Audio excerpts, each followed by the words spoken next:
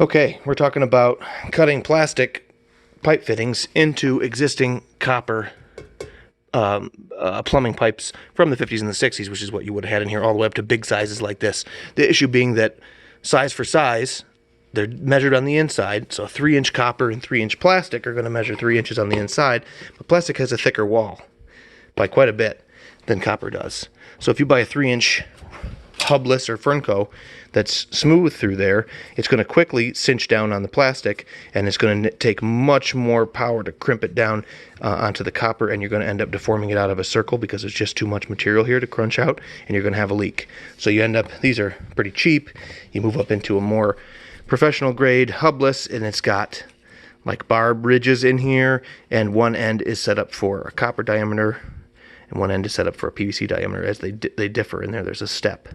And the whole thing has got a stainless steel band that uniformly crushes everybody down when you run these bands down. So where this guy is $3, $4, $5, this guy's more like $20, $25. And so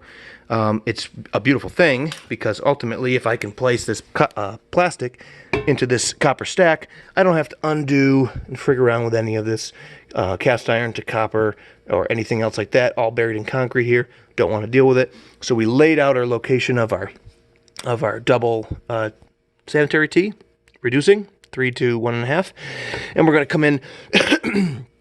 on the left from this bathroom sink, and on the right from the kitchen sink that's way on over there. And they're going to do it, it's not equidistant, but at the same elevation from one another. So that was a matter of, you know, establishing how far the center line of this inlet is from the cut end of here. It's about 4 1/4, and so then I know where this hole was drilled, and ultimately where this pipe is hanging out based on this pencil line, and I get a dimension to there, and I come over here, and then I come back down 4 1/4, and that gave me my lower cut line. And then overall, I know this thing needs, I think it's 8 1/4 from cut end to cut end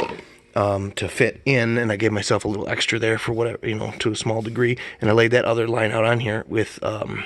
tape, because tape's going to control, so long as the tape is laying flat, the wider the diameter of the band or the tape that you use to lay a line around a circle, so long as it goes around and lines up again, you can be sure that the line for the most part is perpendicular to the center axis of that cylinder that you're trying to cut off. Because I don't want to come in here at an angle and hack it off like this or like that, and then try and get that angle end to stall out on this nice 90-degree surface to the axis of the cylinder and hope that everything lines up and doesn't leak is just asking too much, in my opinion. So this is how you want to lay this out, and then we're going to once again use our carbide Sawzall blade.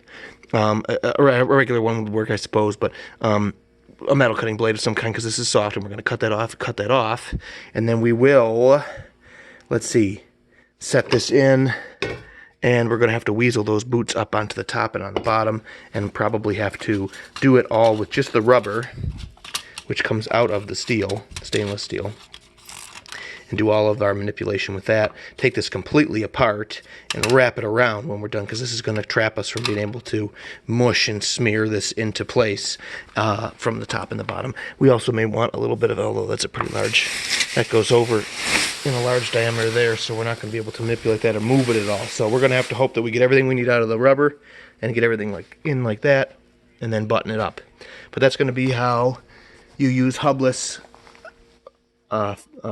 components that are specific to thinner to thicker wall thickness to install a plastic component that you can start solvent welding and go conventionally with. And this is going to save us a lot of time. So we'll come back and check this out when we're all done with it. Thanks for watching. We'll see you.